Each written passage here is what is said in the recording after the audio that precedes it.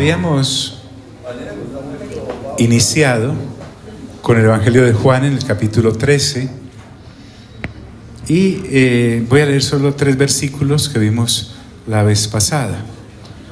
Dice este pasaje: antes de la fiesta de la Pascua, sabiendo Jesús que su hora había llegado para que pasase de este mundo al Padre, o sea que ¿qué era lo que iba a ocurrir? ¿Se iba a qué? A morir, pero su vida no iba a terminar. Siempre hemos sido esclavos de la temporalidad de este cuerpo que fenece, termina, se acaba. Y de ahí para allá, en la completa ignorancia. Pero nuestro Señor Jesús fue enviado para que al creer en Él no nos perdiéramos y además obtuviéramos el acceso con Él a la vida eterna. No me puedo cansar de repetir que la vida no termina en el sepulcro o al morir. Nosotros los creyentes sabemos que la vida eterna nos está esperando. Es más, la podemos vivir desde acá, bajo los parámetros desde nuestro buen Dios. Entonces el Señor Jesús, entienda siempre este pasaje como la alegría, el gozo inmenso de saber que iba a pasar de este mundo al Padre. Y les había dicho que usted y yo no nos alcanzamos a imaginar, por mucha imaginación y consagrados que estemos a Dios, a entender siquiera en una 10ª parte lo que significa estar al lado del Padre. El Señor Jesús, que es Dios, siempre desde la eternidad ha estado al lado del Padre. Él vino hace 2000 años a este planeta y estuvo 33 años y medio aproximadamente biológicos, desde luego en comunión con el Padre. Usted y yo podemos apreciarlo orando constantemente después de cada actividad que tenía diariamente, hablando con el Padre, pero el tú a tú lo dejó por esos 33 años y medio para venirnos a traer el camino al Padre. Un creyente que le tema la muerte no es un creyente. Un creyente que esté aferrado a las cosas temporales y las tenga como anclas para estar en este lado de la vida, no es un creyente, en el sentido de ser un creyente maduro. El creyente maduro ni teme a la muerte porque ha sido vencida en Cristo Jesús, ni teme el soltarse de las cosas que ahora está haciendo en este lado de la vida temporal. Pablo lo expresó de otra manera. Él dijo: para mí el vivir es Cristo y el morir es ganancia. Y cuando él habla de vivir es Cristo, era que no estaba aferrado a las cosas de este sistema, estaba completamente suelto como extranjero y peregrino que debe ser todo creyente. Entonces el Señor Jesús, como había amado a los suyos que estaban en el mundo, los amó hasta el fin. El amor del Padre se expresa cuando envía al Señor Jesús, el Cristo, a la tierra, pero el amor del Hijo se demuestra cuando Él va a la cruz y nos ama hasta el fin.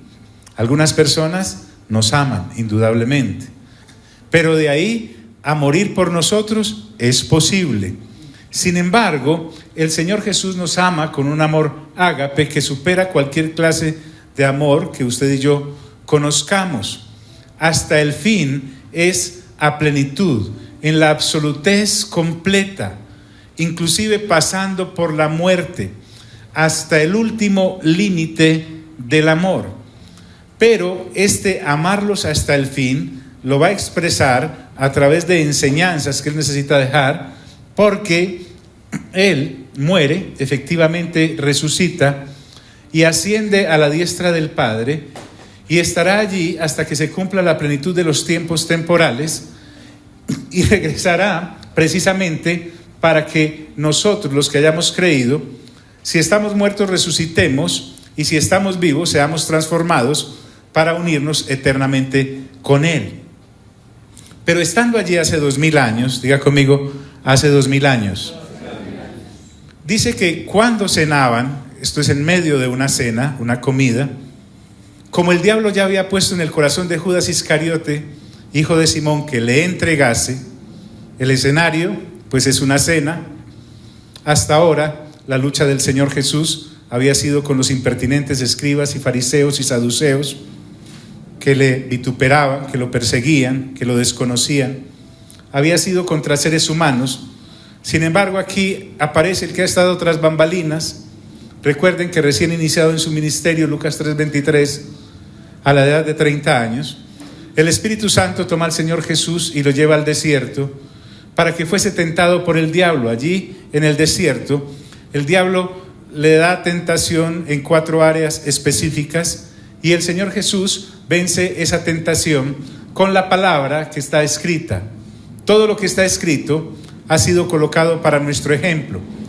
Pero en este momento vemos cómo se orquesta aquel que ha estado tras bambalinas para la masacre que continúa, el asesinato que van a perpetrar y que se lleva a cabo en la cruz del Calvario, dando muerte a nuestro Señor Jesús. El diablo, gracias, en asocio con el humano Judas, se unen para perpetrar las acciones que van a dar fin a la vida física del Señor Jesús, según el diablo, para terminar con él, pero fue su gran derrota. En la cruz del Calvario, el Señor gana, el diablo es completamente exhibido y derrotado junto con las huestes que se rebelaron con él.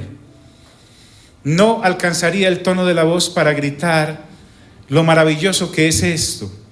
Usted trate de explicarle esto que estamos hablando a una persona que no ha nacido de nuevo y quizás lo entienda con su intelecto, quizás lo capte con su capacidad mental, pero de ahí que lo entienda como la revelación que viene del cielo. Porque una persona que no ha nacido de nuevo no anhela la palabra de Dios, que es la leche espiritual no adulterada, para alimentarse. La puede consultar como un manual de consulta, por curiosidad, pero no como la vida que transmite cada una de las palabras que en este precioso libro están escritos. Entonces el ágape de Dios se manifiesta en que por amor el Padre envía a su Hijo, pero también por amor el Hijo, por ágape, va a la cruz. Le expresa el amor al Padre al obedecer su voluntad y expresa su ágape hacia nosotros para podernos dar la redención y poder volver al lugar del cual el ser humano había caído en el jardín del Edén al desobedecer, y además darnos la vida eterna para permanecer con Él, porque Él bien dijo: yo quiero que mis siervos, aquellos que me sirven, en el lugar en que yo esté, también estén ellos. En la casa de mi Padre pocas moradas hay. ¿Cuántas? Muchas moradas hay. Y yo voy a ir a prepararlas para que ustedes tengan un lugar a donde llegar.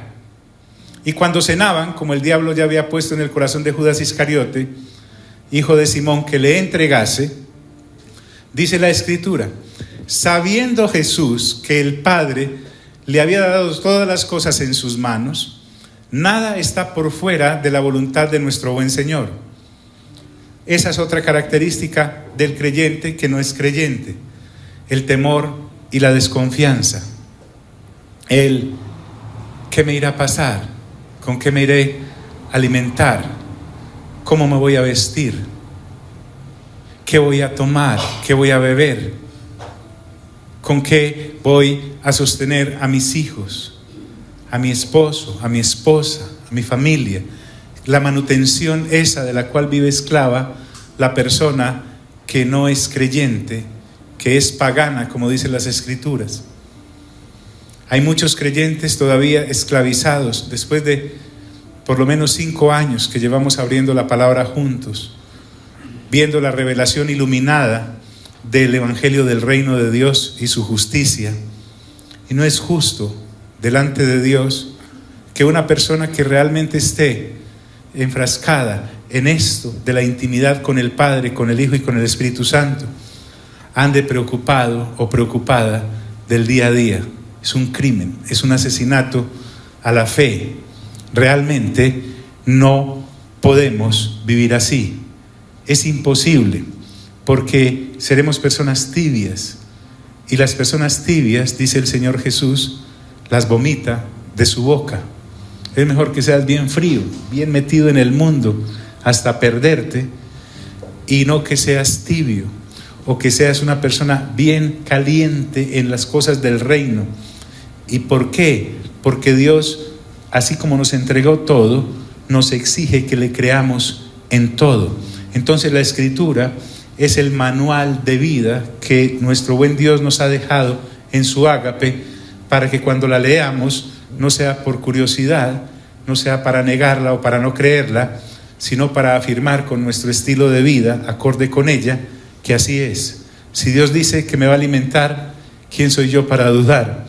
Si Dios dice que me va a vestir, ¿quién soy yo para dudar? Si Dios dice que no moriré de sed, ¿quién soy yo para dudar? Si Dios me dice que me tiene plasmado en su mano de manera que nadie me puede arrancar de ella, ¿quién soy yo para dudar? ¿Quién soy yo para levantarme sin fe? ¿Y quién soy yo para acostarme sin fe? No le puedo decir mentiroso a Dios. ¿Me estoy haciendo entender, mis hermanos? ¿Están aquí mis amigos? Sabiendo Jesús que el Padre le había dado todas las cosas en las manos y que había salido de Dios y a Dios iba, y entonces entendemos que el Señor Jesús sabe de dónde viene y sabe para dónde va.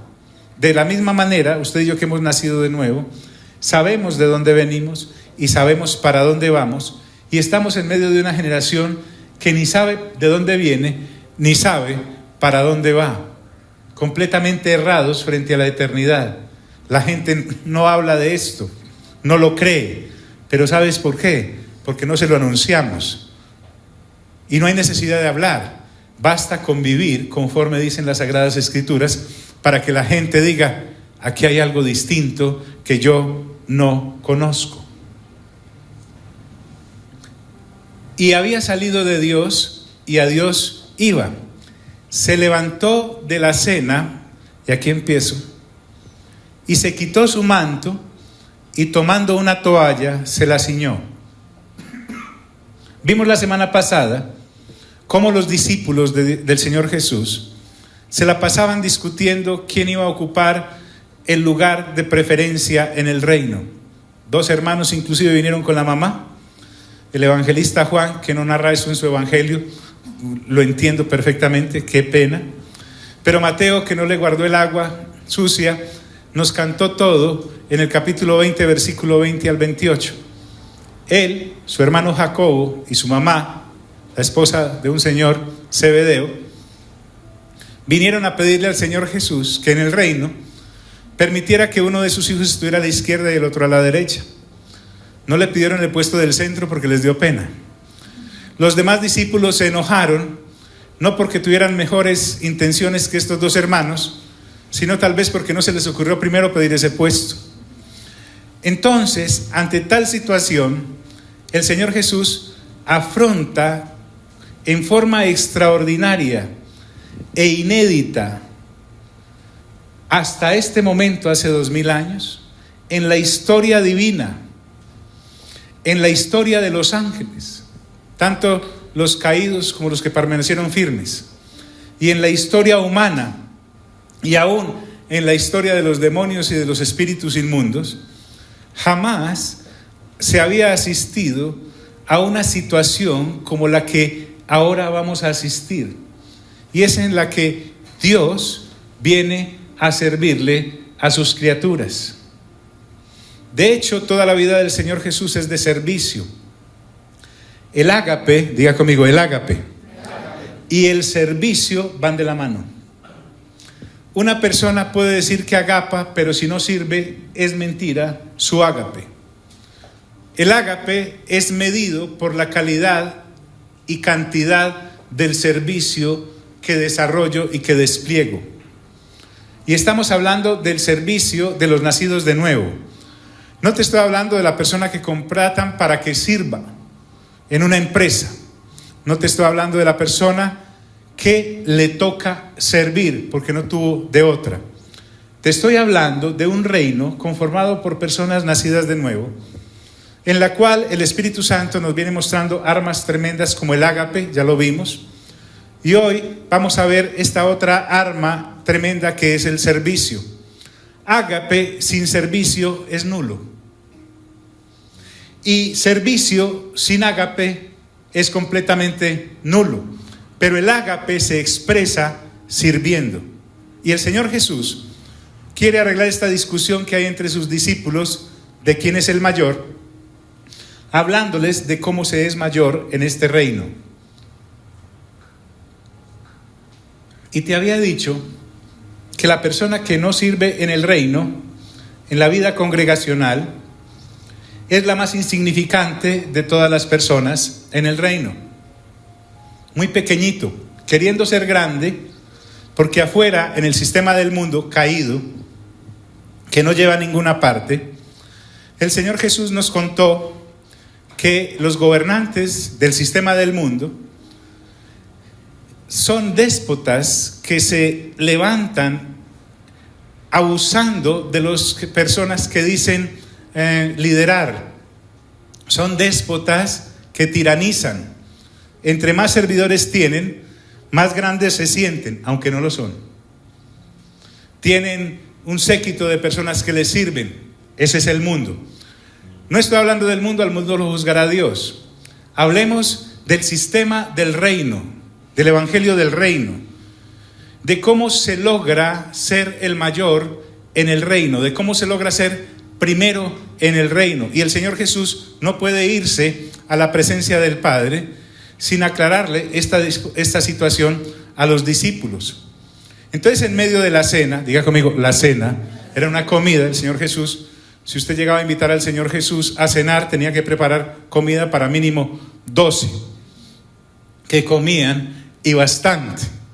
En medio de la cena, se levantó y se quitó el manto, que simboliza la autoridad, y tomando una toalla, se la ciñó a la cintura, que es símbolo de servicio. Entonces te decía que esto que vamos a mirar, y espero que entres con el debido respeto, con la debida solemnidad a este pasaje. Aquí estamos viendo al Dios que nos creó. Colosenses capítulo 1 dice que por medio de Él fueron creadas todas las cosas. El Dios que nos formó en el vientre de nuestras madres. El Dios cuyos ojos vieron nuestro embrión.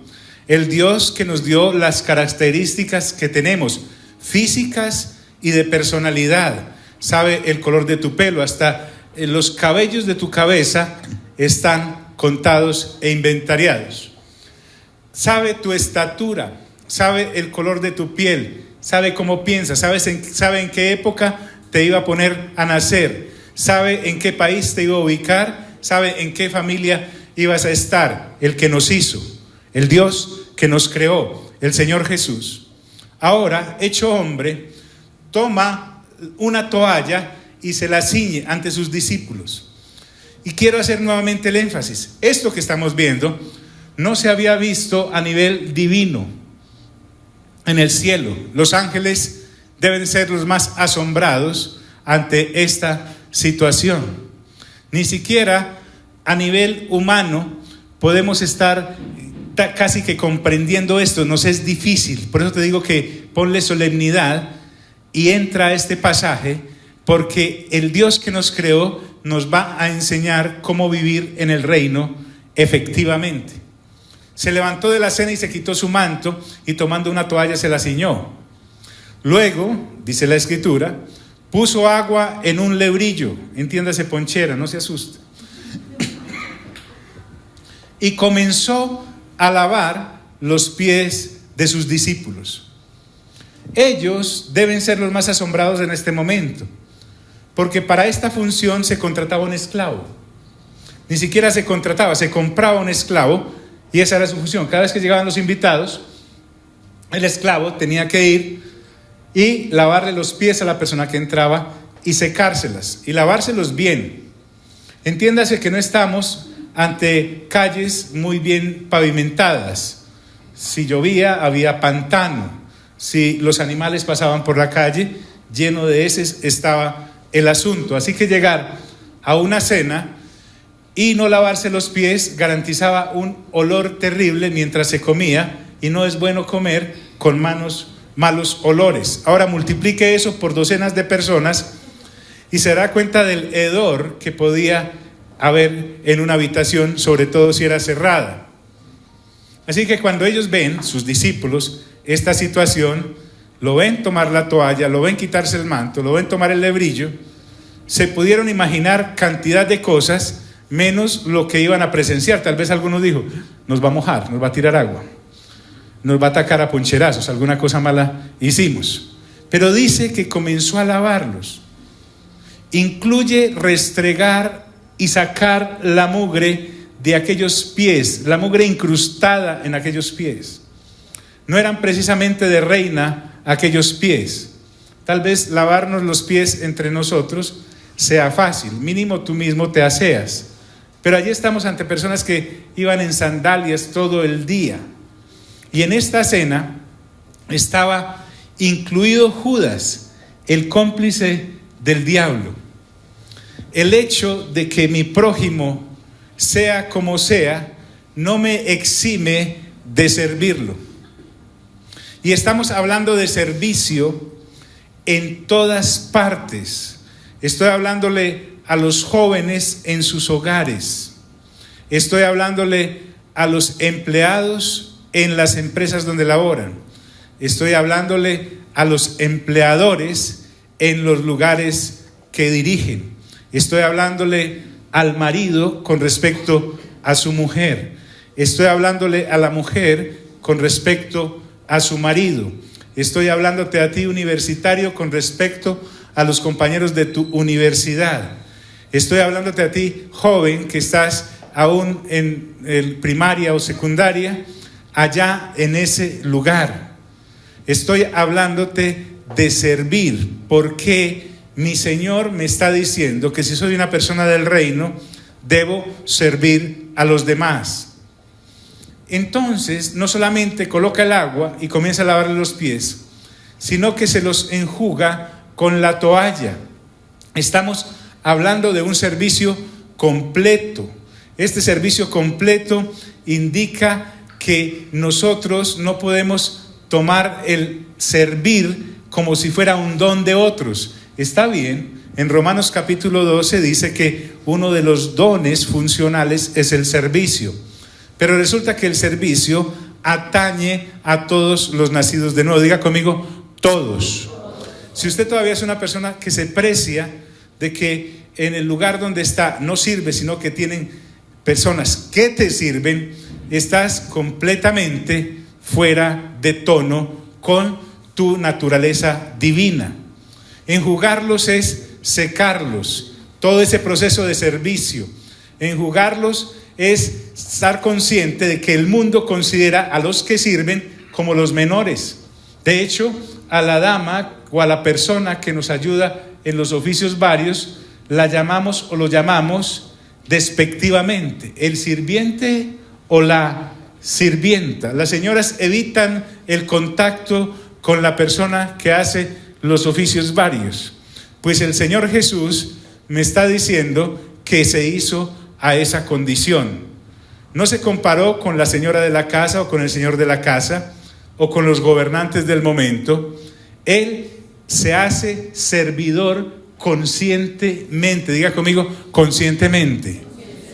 Estamos hablando entonces de que el servicio es diario y constante. No basta con hacerle el desayuno a tu mujer una vez durante tu matrimonio y llevas 50 años de casado. Y venimos de una cultura caída, perversa, en la que muchos roles en los matrimonios consisten en que la mujer barre, trapea y plancha, y barre, trapea y plancha y cocina, y barre, trapea, plancha, cocina, y además y lava y restriega, y además tiene que cumplir las funciones matrimoniales después en su lecho.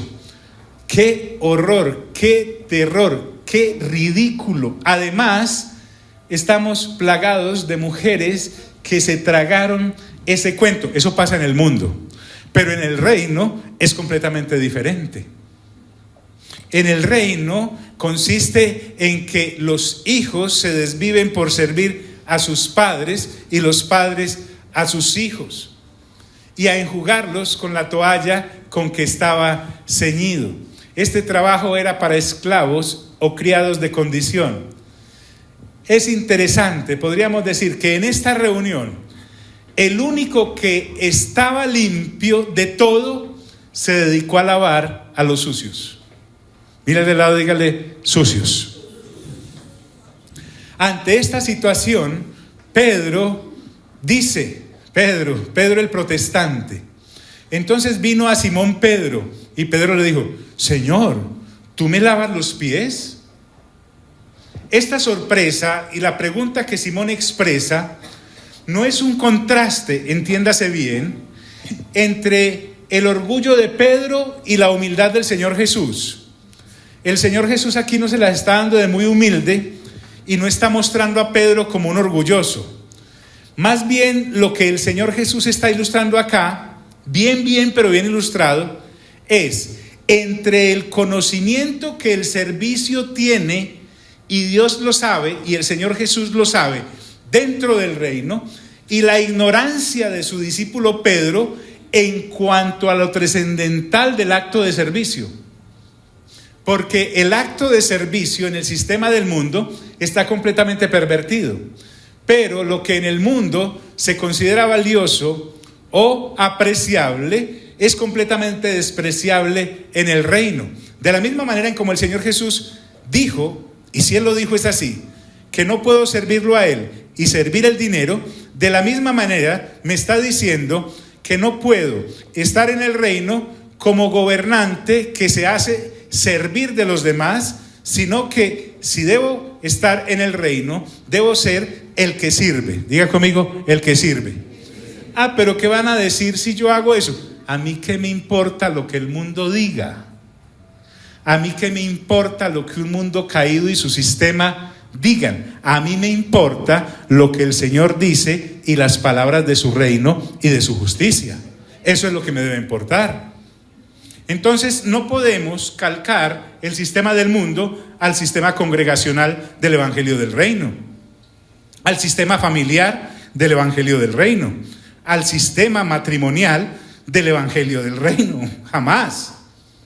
Pero es que los vecinos, ¿a mí qué me importan los vecinos si no son personas nacidas de nuevo? ¿Qué me importa cómo actúen y cómo lleven sus cosas? A mí me importa es lo que ocurre dentro del reino. Pero es que en mi familia hay alguien que no es del reino. Déjelo ahí, déjela ahí. Si Dios algún día tiene la misericordia de que esa persona nazca de nuevo, va a entender esto. Pero mientras tanto, sírvale. Que es que no me valora. Es que no estamos sirviéndole porque me valore. Es que el otro no es quien me valora a mí. ¿A mí me valora quién? Dios. Y ante Él tendré mis recompensas eternas.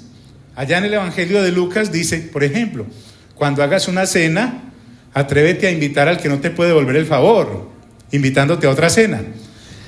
Y así tendrás recompensa en la resurrección. Imagínate dónde serán mis recompensas. Aquí no es servir por servir. Aquí estoy hablando de que en el nivel de servicio seré recompensado en la vida venidera. Aquí hay un interés eterno. Aquí hay un anhelo en la eternidad para ser recompensado. La salvación es gratis porque no podíamos pagar por ella, pero los galardones se trabaja por ellos. Y una forma de obtenerlos es a través del servicio. Porque alguien me dirá, yo no soy profeta, entonces ¿qué voy a tener allá? Yo no soy evangelista, entonces ¿qué voy a tener allá? No soy pastor, ¿qué voy a tener allá al otro lado? No soy apóstol, ¿qué voy a tener? Pero puedes servir, diga conmigo, servir. Ahora, el servicio me pone en contacto con la necesidad de los otros. Tal vez no sean todas las áreas de servicio en las que yo vaya a servir, pero por lo menos si empiezo a servir me doy cuenta en qué sirvo. ¿Cómo voy a aprender en qué sirvo si no sirvo? Los apóstoles nombraron a través de la oración y de la escogencia a 7 hombres que eran llenos de sabiduría, de buen testimonio y del Espíritu Santo para servir a las mesas de las viudas que no estaban siendo atendidas. Y en ese iterín de servir, resulta que Felipe y Esteban, además que eran personas llenas de la palabra, pudieron darse cuenta ustedes al leer Hechos capítulo 7 de que si se perdiera gran parte del Antiguo Testamento, con lo que Felipe citó en ese capítulo podríamos reconstruir kilómetros de hojas de lo que en el Antiguo Testamento se narra. Podemos ver, y eso lo logró gracias a que servía en las mesas de las viudas, llevándoles el mercado, llevándolas al médico, llevándoles la medicina, protegiéndolas, en fin. Lo mismo Felipe, cuando es lanzada la persecución, en el capítulo 8, Felipe, él solo es usado por el Espíritu Santo para avivar la ciudad de Samaria. Felipe era una persona que servía y en el servicio encontró para qué servía. Entonces, el conocimiento de Jesús ante la ignorancia de Pedro frente al servicio es lo que estamos mirando como trascendencia en este acto.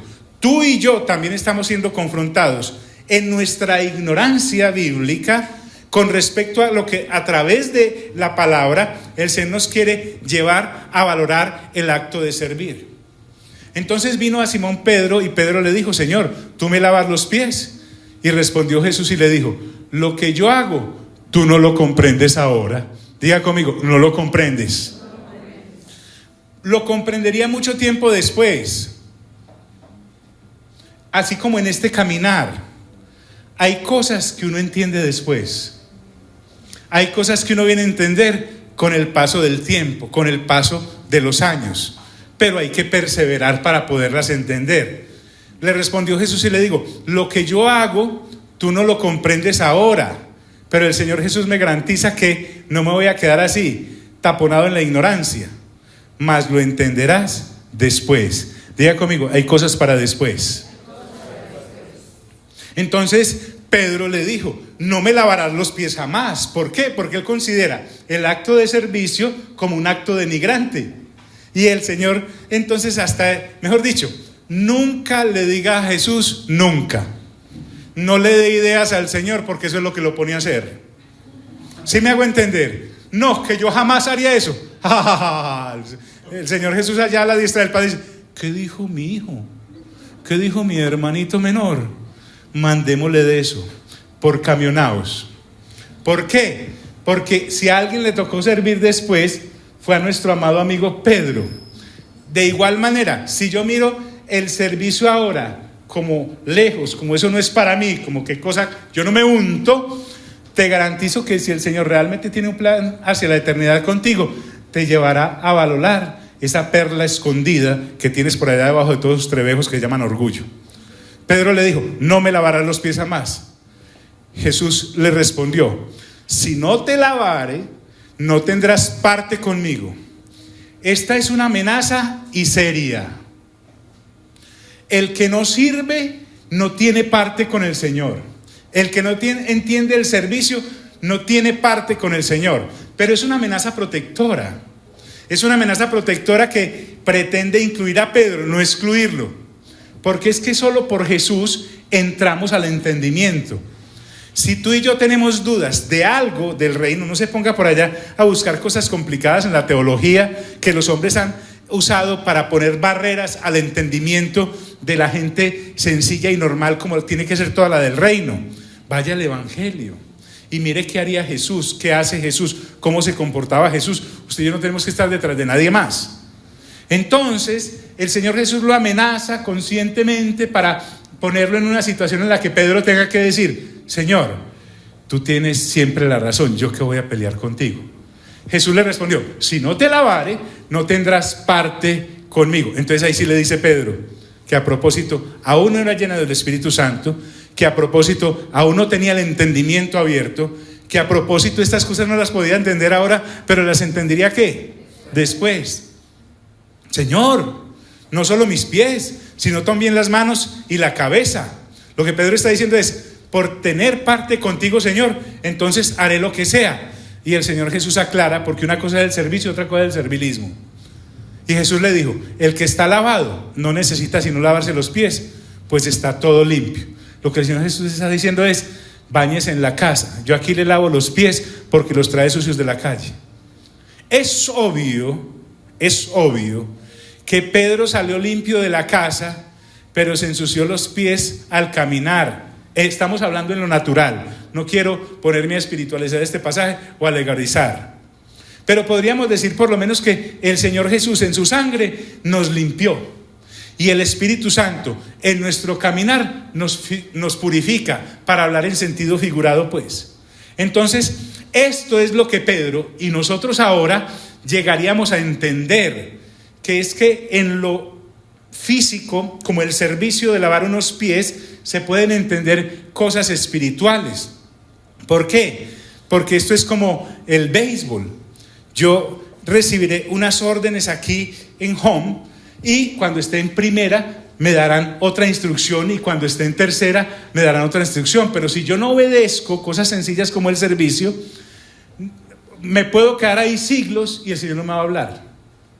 El camino en el que el Señor Jesús me habla es en el servicio, en el sencillo servicio. Recuerden a David. David una vez estaba en la casa porque no lo llevaron a la guerra, porque ni para eso la familia pensaba que servía. Allá estaban sus hermanos en la guerra con Saúl. Llevaban 40 días dizque peleando contra el enemigo, pero era una batalla muy simpática. Este Goliat, el filisteo, salía todos los días en la mañana y todos los días en la tarde y les pegaba una insultada tremenda a los israelitas. Los israelitas se formaban acá, allá, y los filisteos acá, y el filisteo salía. ¿Cuál de ustedes va a pelear conmigo? Cantidad de cobardes, manga de hipócritas. En la mañana y en la tarde, así 40 días, claro que allá al pueblo llegaban: estamos en guerra con los filisteos. Mentiras, estamos siendo insultados por los filisteos. Pero miren lo que es servir. Isaí, el papá, que estaba muy preocupado por sus hijos que estaban en la batalla, necesitó hacer un mandado y llamó a David. Y David llegó: papá, ¿qué quiere? No, fácil, David, coja estos quesitos, coja estos panes y coja estas pasas y lléveselos al capitán de la guardia, y además pregunta cómo están sus hermanos. Donde David se ponga a decir: no, yo que voy a ir por allá, que voy a hacer mandados, que vaya otro, usted los quiere más a ellos. David, obediente en el servicio, salió, y cuando llegó al campamento de la batalla, oyó que el filisteo estaba gritando: vení. ¿Y quién es ese? Un filisteo. ¿Y el rey qué le da al que lo venza? No, el rey le da una de las hijas por esposa, libera a todas sus familias de impuestos y le da una gran dote. ¿Y qué es lo que hay que hacer? Matar al tipo, no más, no más. Entregó los panes, entregó las pasas, entregó los quesitos, sacó su onda, y ustedes ya saben, fue y mató al filisteo. Pero ¿cómo llegó David ahí? ¿Haciendo un qué? Un mandado, haciendo un servicio, haciendo un servicio. Usted bien solterón, mi hermano, y lo mandan a hacer una fila en un banco. Si no, yo que ahí por ahí, a mí no me gustan las filas de los bancos. Si usted va bien obediente, hace la fila en el banco, lleva un libro para que no me aburra, si no lo atienden en la zona esa de, ¿cómo es? La tarjeta esa, ¿cierto? Entonces se hacen esta. Pero quién sabe si usted, mi hermano, en la fila la encuentra. ¿Sí? ¿Haciendo un qué? Un mandado, cumpliendo un servicio.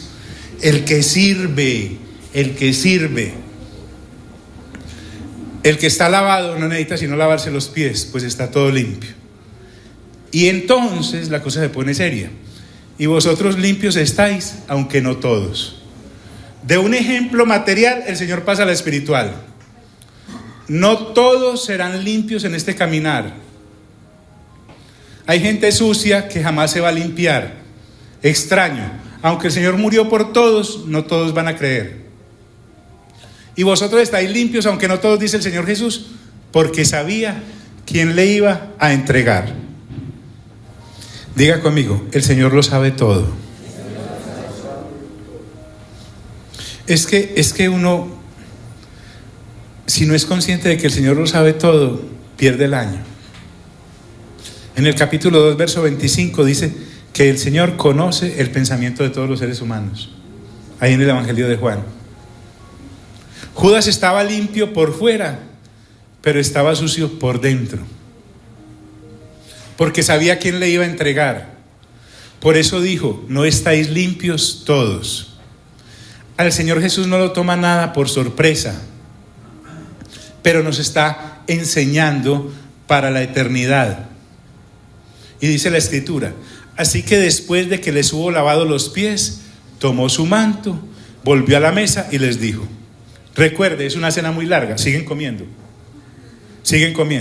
En Lucas 22-24, usted va a encontrar que hubo también una disputa entre ellos de quién sería el mayor. Entonces, en este contexto, la actitud de Jesús, la actitud de Jesús sirviéndolos toma mucha fuerza. En una disputa de estas, en que nadie se ocupó de lavarle los pies a nadie, y lo que quieren es reinar, él toma su manto y vuelve a la mesa, retorna a su posición de cenar, y ahí les empieza a explicar, porque hasta eso había que explicárselos, porque aún el Espíritu Santo no había venido sobre ellos, entonces no entendían. Entonces, por eso la pregunta del Señor cobra fuerza y le dice: ¿sabéis lo que he hecho? No, aquí todos asombrados. Que ya sabemos quién nos lava los pies, usted. Eso seguramente deben estarse imaginando, porque hasta que uno no lo entiende, no lo entiende. Hasta que uno no lo ve, no lo ve. Esta gente no sabía lo que el Señor Jesús había hecho. ¿Por qué? Porque estaban muy ocupados repartiéndose posiciones y buscando cargos y puestos. Y así no es en este caminar. En este caminar es muy diferente al que usted vive allá en la empresa, entre gente que no ha nacido de nuevo. En su casa, donde tal vez usted es el único o la única creyente. Aún entre nosotros, donde algunos hermanos todavía no han entendido lo que entenderán después. Entonces, por eso hay que dejarlos de servir. No, sígale poniendo la silla, sígale trayendo el agüita, sígale limpiando los zapatos, sígalo hasta que caiga en cuenta y diga: ay, yo no soy ningún rey, no soy ninguna reina. Todo el tiempo que he perdido dejándome servir, el tiempo que dejo que los demás me sirvan, es tiempo perdido para mí en el reino. ¿Me estoy haciendo entender, amigos? El tiempo que usted pierde en dejar de servir en su casa es tiempo que está perdiendo en el reino. El tiempo que usted está perdiendo dejando de servir en su oficina es... ¿Qué tal si algún día de estos allá en la oficina usted a la señora de los tintos le lleva un tinto? A ver qué cara pues muera, señora. Empezando porque el tinto que usted prepara es desastroso, a no ser que tenga máquina como algunos bendecidos. Entonces, ensaye un día de estos en su casa, que llegue la niña que trabaja ahí y encuentre los vidrios relucientes. Y lo que tal vez va a pensar: me van a echar. Ensaye hacer una rosa, así se le queme a su esposa. Hágale un huevo. A ver, que un día de estos usted lo encuentren con la plancha en la mano. Recuerde, se coge de la manija de arriba y no de abajo. Ensaye hasta que encuentre en lo que a usted le gusta servir. Una vez usted detectó en qué le gusta servir, de ahí no lo mueve nadie, no la saca nadie. ¿Por qué? Porque lo está haciendo para el Señor y no para la gente. Colosenses 3:23 dice: y todo lo que hagan, háganlo para el Señor y no para la gente. Es que ahí es donde perdemos también el año, en que le servimos a alguien y esperamos: ay, las gracias, tan agradecidas, ay, no, y a veces no nos dicen nada. Y ahí es donde perdemos el año, porque es que no era ni para él ni para eso, era para él y para eso. ¿Sabéis lo que os he hecho? Y miren qué interesante: vosotros me llamáis maestro y señor. Maestro, porque siempre estoy enseñando, así sea 8 días antes de morirme. ¿Para qué? Para que me imiten. Y soy Señor, y yo que soy el Señor, he servido, y el servicio no me ha quitado mi señorío, ni me ha quitado mi dignidad. Por el contrario, me ha reafirmado frente al Padre. Yo me voy de aquí dentro de 8 días, muero, soy asesinado, me sepultan, resucito, paso otros 40 días sirviéndoles porque necesito seguirles hablando del reino, y subo al Padre, y ¿sabes qué me va a decir mi Padre? Bien, buen siervo fiel. Lo mismo dice el Señor Jesús, que aquel día le dirá a los que sirvieron, les dirá, bien, buen siervo fiel, entra al reposo de tu Señor. Vosotros me llamáis maestro y Señor. Yo sé lo que soy. O sea, yo no estoy lavándole los pies porque tenga como una crisis de identidad. No. Yo sé lo que soy y sé lo que seguiré siendo. Vosotros me llamáis maestro y Señor y decís bien porque lo soy. Esa es otra de las cosas. El Señor Jesús sabe quién es. Él no pierde su dignidad si coge una trapera, o si coge una escoba, o si hace algo de servicio. Están en lo cierto. Yo soy el Señor y el Maestro. Pues si yo, diga conmigo, pues si Él, el Señor y el Maestro, he lavado vuestros pies, o sea, yo estoy plenamente consciente de quién soy y de lo que he hecho. Vosotros, diga conmigo, nosotros también debéis lavaros los pies los unos a los otros. Ahora no se vayan a perder aquí el próximo viernes una cantidad de lebrillos y toallas y agua. No, estamos hablando de servir, de servirle al otro, de servirle al prójimo. Vosotros también debéis lavaros los pies los unos a los otros. ¿Sabe? Me he ganado más gente para el Señor, si lo puedo decir así, haciendo asados que predicando. ¿Y sabe por qué? Porque se sirve. Esta gente puede pasar años viendo al Señor Jesús lavando pies y jamás, muchos de ellos ni quieran, a ver Señor, ¿y cuál es la técnica ahí? El dedo gordo, ¿cómo lo desenchufa uno ahí? ¿Qué? ¿Cuál es la posición para yo arrodillarme y coger la toalla y no dañarme las rodillas? No, van a estar ahí. Señor, le faltó un poquito. El dedo chiquito quedó sucio. No tiene ahí quita esmalte. Sí, pero no se van a atrever a. Entonces el Señor Jesús tiene que decir, vosotros también debéis lavaros los pies los unos a los otros. ¿Y por qué eso? Dice, porque ejemplo os he dado. El Señor Jesús no envió un demo. Si me dejan y se reúnen todos en el auditorio y miran cómo es que se lavan los pies. Y no. Él vino e hizo el demo personalmente. Y me está diciendo que lo haga. Ojo, porque ejemplo os he dado para que como yo he hecho, vosotros también ¿qué? Es una orden. Miren que no está diciendo, si le parece. Pues si usted no llega a sentir pereza, si no se siente muy humillado, orden, es una orden. Cada vez que voy a la Escritura, yo no busco sugerencias o lo que me gusta. Sé que si me atrevo a abrir la Biblia, encontraré órdenes para cumplir. Hagáis es una orden, no es una sugerencia. Mejor dicho, lo que el Señor Jesús está diciendo es que el mayor es el que más sirve. Busque entre nosotros quién es el que más sirve y ese es el mayor. Busque entre nosotros quién es el que menos sirve y ese es el insignificante. Busque quién es el que más sirve y ese es el primero. Busque el que menos sirve y ese es el último. Porque ejemplo os he dado para que como yo os he hecho, vosotros también hagáis. Y miren, ojo, de cierto os digo, el siervo no es mayor que su señor, ni el invitado es mayor, ni el enviado es mayor que el que le envió. Como decía un amigo, cada loro en su estaca. Seamos cuerdos. El reino es cordura del cielo. El mundo es el que está patada arriba. Y está mal, completamente mal, está llevado. Ay, no, es que esa señora no sabe cuál es su lugar, porque sirve. Ay, ese hombre no sabe cuál es su lugar, porque sirve. Eso en el mundo, que es por estratos, por niveles, por subniveles. Pero en el reino es distinto. Diga conmigo, el reino.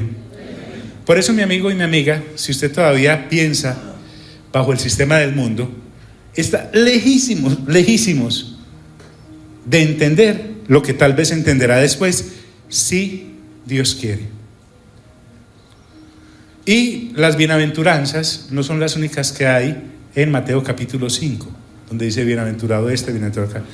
La bienaventuranza del servicio es tremenda. Si sabes estas cosas, bienaventurados seréis si las ¿qué? Si las hiciereis.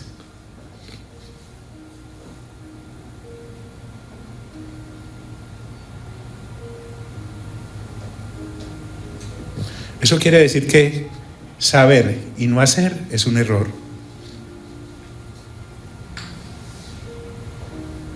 Saber y hacer es lo que realmente hay que hacer. La palabra me está retando. La palabra me está invitando. El Dios de la palabra me está exigiendo. 2 armas tremendas les he entregado. La primera, el ágape. La segunda, en el mismo orden de importancia, el servicio. El que agapa, sirve. Ágape sin servicio se anula.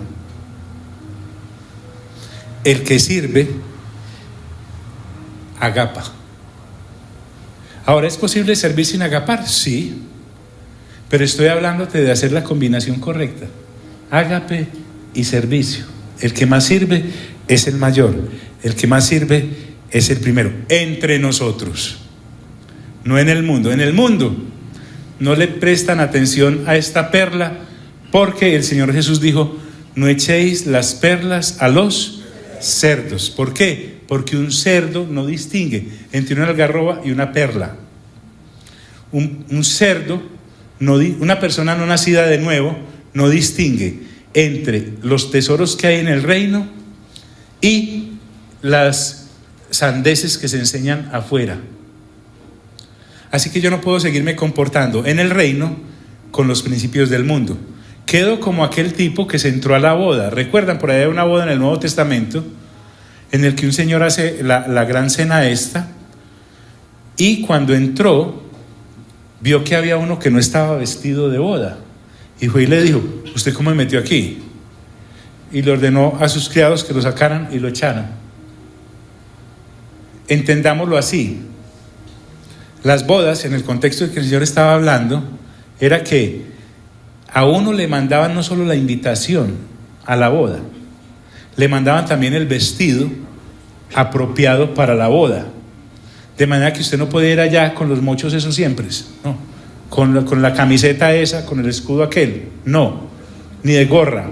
Tenía que ir con el vestido que le habían mandado. El que estaba allá sin vestido, habiéndoselo mandado, era o un grosero o alguien que no había sido invitado. Entonces, en el nuevo nacimiento, nosotros somos revestidos de una nueva naturaleza. Y para estar dentro de este reino hay que estar revestidos de esa nueva naturaleza y hacer lo que se hace con esas vestiduras. Saber y hacer es lo correcto. Si sabéis estas cosas, bienaventurados ¿qué? Seréis. Péguese de esta bienaventuranza. Si sirvo, seré bienaventurado en este reino para la eternidad. Vamos a estar en pie, por favor.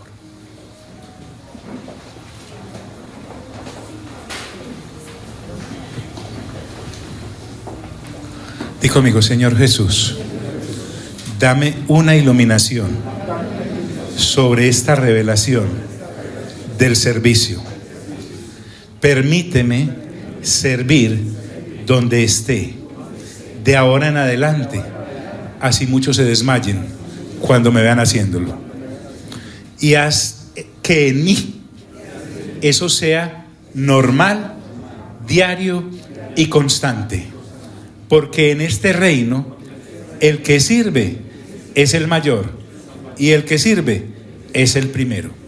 En el nombre de Cristo Jesús, amén y amén. Dios les bendiga a todos.